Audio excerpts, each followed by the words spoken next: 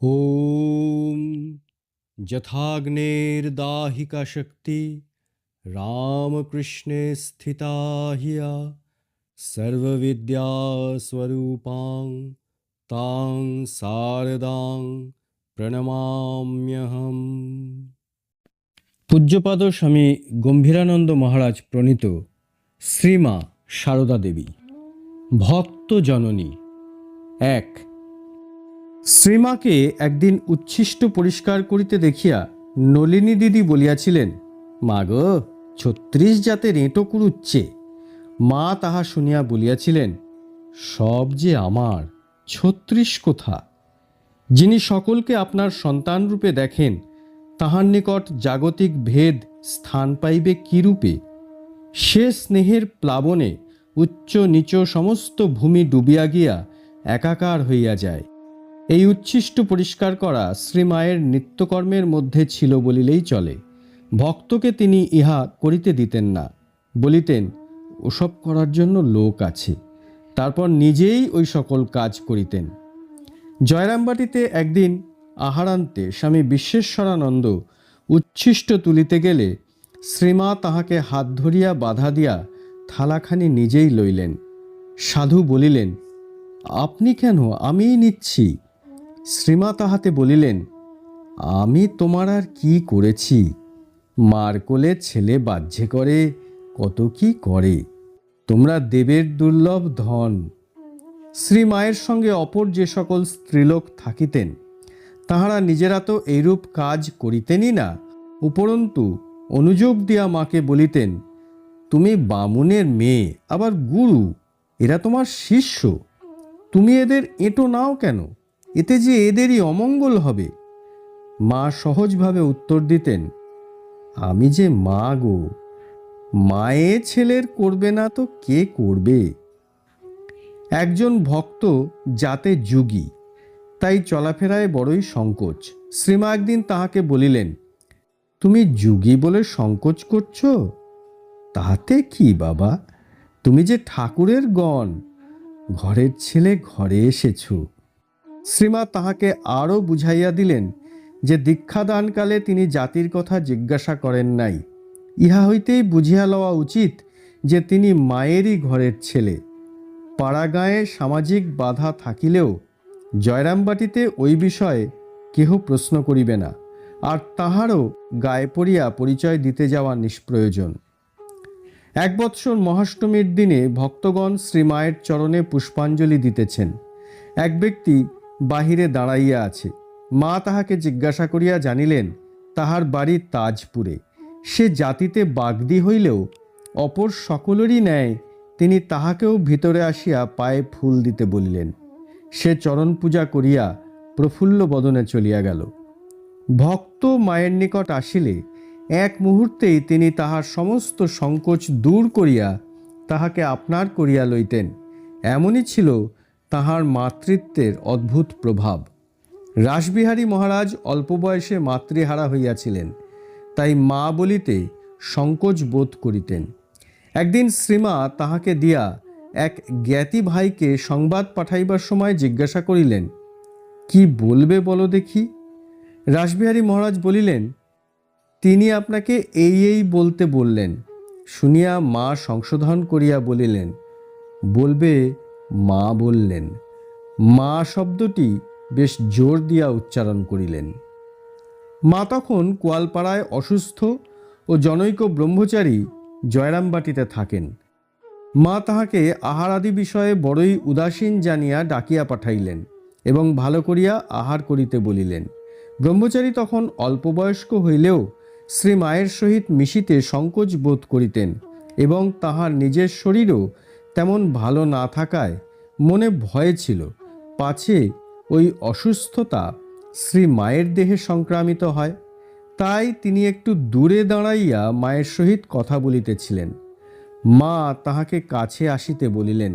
কাছে আসিয়াও তিনি আলগাভাবে দাঁড়াইয়া আছেন দেখিয়া বলিলেন, ও কি, গায়ে হাত দিয়ে দেখো কেমন আছি।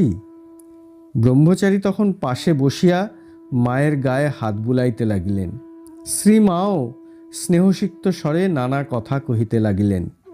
তখন জয়রামবাটি হইতে কোয়ালপাড়ায় দুধ পাঠানো হইত। মা বলিলেন, এখানে অনেক দুধ আসে, দুধ আর পাঠিও না, তোমরাই ভালো করে খেও।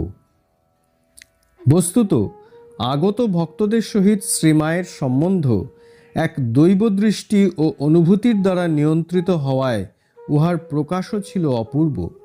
তাহাতে সংসার সুলভ আত্মীয়তা ও আন্তরিকতা থাকিলেও মায়িক বন্ধন বা আকর্ষণ ছিল না। উহাতে যেমন অশ্রু ও হাসির তরঙ্গ ছিল, তেমনি ছিল বিক্ষেপহীন প্রশান্তি। দ্বারকানাথ মজুমদার মহাশয় জয়রামবাটিতে দীক্ষা লইয়া কোয়ালপাড়ায় যাইয়া কঠিন আমাশয়ে আক্রান্ত হন এবং উহাতে ভুগিয়াই তিনি করজোড়ে শ্রী শ্রী ঠাকুরের নাম উচ্চারণ করিতে করিতে দেহত্যাগ করেন। কয়েকদিন পরে শ্রীমা ওই সংবাদ পাইয়া পুত্র শোকাতুরা মাতার ন্যায় অবিরল অশ্রুবর্ষণ করিতে করিতে বলিলেন, আমার সোনার চাঁদ ছেলে একটি চলে গেল, আহা বাছার আমার শেষ জন্ম। সন্ন্যাসী দিগকে তিনি নাম ধরিয়া ডাকিতেন না। ইহার কারণ জিজ্ঞাসিত হইয়া বলিয়াছিলেন, আমি মা কিনা, সন্ন্যাস নাম ধরে ডাকতে প্রাণে লাগে। তাহার এই জাতীয় মানুষোচিত ব্যবহার দেখিয়া তথ্য জানিবার জন্য স্বামী বিশ্বেশ্বরানন্দ একদিন প্রশ্ন করিলেন, আপনি আমাদের কিভাবে দেখেন? মা উত্তর দিলেন, নারায়ণভাবে দেখি। পুনরায় প্রশ্ন হইল, আমরা আপনার সন্তান, নারায়ণভাবে দেখলে তো সন্তানভাবে দেখা হয় না। উত্তরে মা বলিলেন, নারায়ণভাবেও দেখি, সন্তানভাবেও দেখি। সন্তানের দিক হইতে এখানে যেমন পাই শান্ত ও অনন্তের এক অপূর্ব সমাবেশ, জননীর দিক হইতেও তেমনি অপর এক ক্ষেত্রে পাই বিচ্ছিন্ন ও অখণ্ড মাতৃত্বের সমন্বয়। জনৈক ভক্ত একদিন জিজ্ঞাসা করিলেন, আমি জানিতে চাই তোমাকে যে মা বলে ডাকি, তুমি আপন মা কিনা? মা উত্তর দিলেন, আপন মা নয় তো কি, আপনারই মা। ভক্ত আবার বলিলেন, তুমি তো বললে, আমি যে ভালো বুঝতে পারছি না। গর্ভধারিণী মাকে যেমন আপনা হতেই মা বলে জানি, এমন তোমাকে মনে হয় কই? মা প্রথমে আক্ষেপের সহিত বলিলেন, আহা তাই তো। পরক্ষণেই বলিলেন, তিনি মা বাপ বাছা, তিনি মা বাপ হয়েছেন। ভক্ত বুঝিতেছেন না, ইহা দুর্ভাগ্যের বিষয় হইলেও শ্রী মায়ের নিকট নিজ জগজ্জননীত্ব দিবালোকের ন্যায় প্রত্যক্ষ সত্য।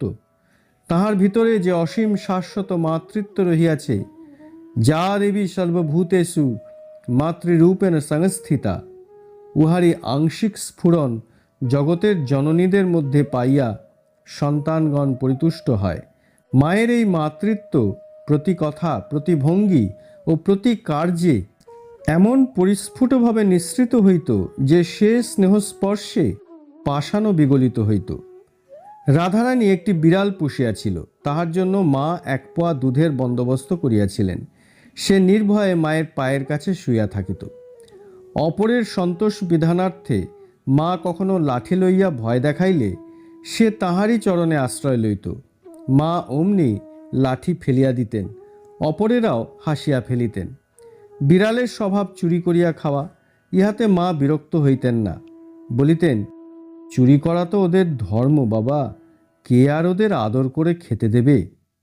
কিন্তু জ্ঞান মহারাজ ওই বিড়ালের বিরুদ্ধে যুদ্ধ ঘোষণা করেছিলেন। তিনি একদিন উহাকে তুলিয়া আছাড় দিলেন। দেখিয়া মায়ের মুখ বেদনায় কালো হইয়া গেল। অন্যভাবে মারধর তো লাগিয়াই ছিল। জ্ঞান মহারাজের অযত্ন সত্ত্বেও রাধু ও মায়ের স্নেহে বিড়ালের বেশ বংশবৃদ্ধি হইয়াছে। এমন সময় মায়ের কলকাতা যাওয়ার দিন আসিল।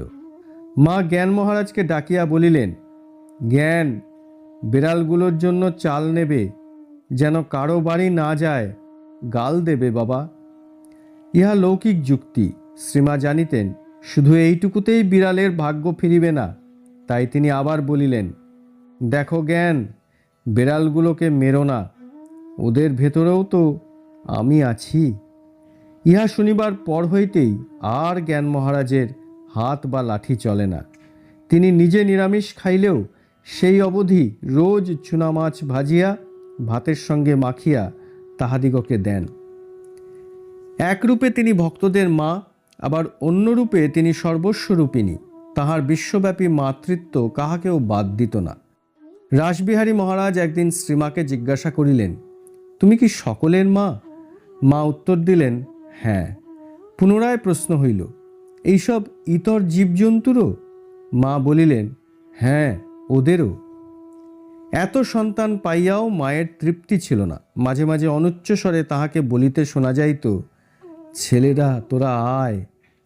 স্বামী বিশ্বেশ্বরানন্দ জয়রামবাটি পৌঁছিলে শ্রীমা সাগ্রহে বলিলেন, এসেছ? বেশ করেছ। আমি কদিন ধরে তোমাকে ডাকছি। রাজেনকে ডাকতে গিয়ে তোমার নাম ধরে ডাকছি। মায়ের ভাব চাপিবার অশেষ ক্ষমতা থাকায় সন্তানের জন্য এই উৎকণ্ঠার অতি সামান্যই বাহিরে প্রকাশ পাইত, কিন্তু যেটুকু প্রকাশ পাইত তাহাতেই চমৎকৃত হইতে হয়। স্বামী মহেশ্বরানন্দ উদ্বোধন হইতে বেলুড়ে ফিরিবার সময় শ্রীমা পূজনীয় বাবুরাম মহারাজকে দিবার জন্য তাহার হাতে একটি টাকা দিয়া বলিলেন, ঠাকুরের পুজো দেবে আর শরতের নামে তুলসী দেবে। পূজনীয় শরৎ মহারাজ তখন উদ্বোধনে জ্বরে শয্যাগত। আরামবাগের শ্রীযুক্ত প্রভাকর মুখোপাধ্যায়ের নিকট শ্রীমা শুনিলেন যে তাহার ছেলের হাম হইয়াছে। তাই তিনি জয়রামবাটি হইতে ফিরিবার সময় মা হাতে একটি টাকা দিয়া বলিলেন, কামারপুকুরের শীতলার পুজো দিয়ে যেও। বিভূতিবাবুকে মায়ের কাছে তৃপ্তি সহকারে খাইতে দেখিয়া তাহার জননী শ্রীমতী রোহিণীবালা ঘোষ বলিলেন, বিভূতি এখানে তো বেশ খায়, আমার ওখানে মাত্র এত কটি খায়। শ্রীমা অমনি বলিলেন, আমার ছেলেকে তুমি খুঁড়ো দিও না। আমি ভিখারি রমণী, আমার ছেলেদের আমি যা খেতে দিই ছেলেরা আমার তাই আদর করে খায়। বস্তুত কথাবার্তায় ও ব্যবহারে তাহার এমন একটা স্বচ্ছন্দ সরস ভাব ছিল যে সমাগত ব্যক্তিকে তিনি এক মুহূর্তে আপনার করিয়া লইতেন। জনৈক স্ত্রীভক্ত কলকাতায় মায়ের বাটিতে উপস্থিত হইলে 30শে মাঘ 1317 মা বলিলেন, ভালো আছো? বৌমা ভালো আছে? এতদিন আসনি, ভাবছিলুম অসুখ করল নাকি। মহিলাটি বিস্মিত হইয়া ভাবিতে লাগিলেন, একদিনের 5 মিনিটের পরিচয়ে এতটা ঘনিষ্ঠতা হয় কি রূপে? এখানেই শেষ নহে। মা আদর করিয়া তাহাকে নিজের পাশে তক্তপোষের উপর বসাইয়া বলিলেন, তোমাকে যেন মা আরও কত দেখেছি, যেন কতদিনের জানাশোনা। ক্রমে স্ত্রীভক্তের বাসায় ফিরিবার সময় হইলে শ্রীমা প্রসাদ আনিয়া একেবারে মুখের কাছে ধরিয়া কহিলেন, খাও খাও। অত লোকের সম্মুখে তাহার লজ্জা হইতেছে দেখিয়া, লজ্জা কি, নাও। তখন ভক্ত হাত পাতিয়া লইলেন। বিদায়কালে মা জিজ্ঞাসা করিলেন, একলা নেমে যেতে পারবে তো? আমি আসব বলিয়া সঙ্গে সঙ্গে সিঁড়ি পর্যন্ত গেলেন।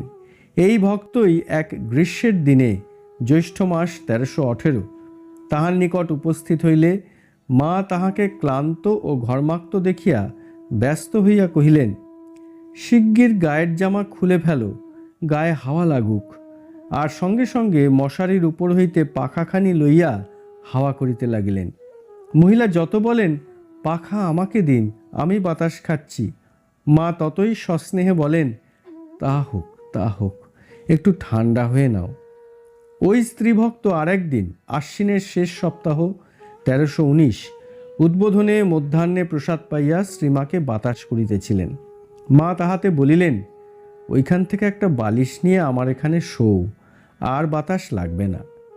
মায়ের বালিশের শোয়া অন্যায় মনে করিয়া রাধুর ঘর হইতে একটা বালিশ আনিতেই শ্রীমা হাসিয়া বলিলেন, ওটা পাগলের বালিশ গো, তুমি এই বালিশটাই আনো না, তাতে দোষ নেই। রাধুকে ডাকিলেন, রাধু আয়, তোর দিদির পাশে শো। একটি বৈদ্যবংশীয় ভক্ত মহিলা শ্রীমাকে রাঁধিয়া খাওয়াইতে চাহেন। শ্রীমা তাহাতে কিছু আনিতে অনুমতি দিয়াছেন। পরদিন 27শে শ্রাবণ 1325 তিনি কিছু খাবার লইয়া উদ্বোধনে আসিতেই মা বলিলেন, এই দেখো গো, আবার কত কষ্ট করে এসব নিয়ে এসেছি। নলিনী দিদি বলিলেন, তুমি চাও কেন, তাই তো নিয়ে আসে। মা উত্তর দিলেন, তা ওদের কাছে চাইব না, আমার মেয়ে। সে রাত্রে খাবারগুলি খাইয়া শ্রীমা খুব আনন্দ করিয়াছিলেন। এমনকি নলিনী দিদির যে এত শুচিবায়ু, তিনিও বলিয়াছিলেন, আমার তো কারু রান্না রোচে না, কিন্তু এর হাতে খেতে তো ঘেন্না হচ্ছে না। শুনিয়া শ্রীমা সগর্বে বলিয়াছিলেন, কেন হবে, ও যে আমার মেয়ে। জনৈক গৃহস্থ যুবক ভক্ত উদ্বোধনে মায়ের ঘরের উত্তরের বারান্দায় বসিয়া তাহাকে বলিতেছেন, মা, আমি সংসারে অনেক দাগা পেয়েছি, তুমিই আমার গুরু, তুমিই আমার ইষ্ট, আমি আর কিছু জানি না। সত্যই আমি এত সব অন্যায় কাজ করেছি যে লজ্জায় তোমার কাছেও বলতে পারি না, তবু তোমার দয়াতেই আছি। মা স্নেহভরে সন্তানের মাথায় হাত বুলাইয়া বলিলেন, মায়ের কাছে ছেলে ছেলে। সেই স্নেহস্পর্শে বিগলিত হৃদয় ভক্ত বলিলেন, হ্যাঁ মা, কিন্তু এত দয়া তোমার কাছে পেয়েছি বলে যেন কখনো মনে না আসে যে তোমার দয়া পাওয়া বড় সুলভ। জননীং শারদাং দেবীং রামকৃষ্ণং জগদ্গুরুং পাদপদ্মে তয়ো শ্রিত্বা প্রণমামি